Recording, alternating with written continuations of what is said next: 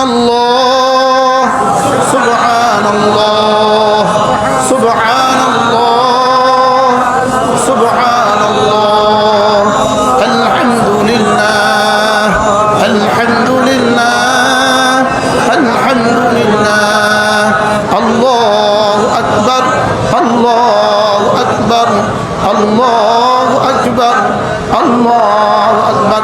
পড়বো তো তাহলে 10 বার 10 বার 30 বার, এ হলো 1 সবক।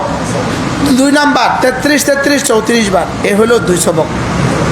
ওভাবে হবে 150 বার, এভাবে হলো 500 বার।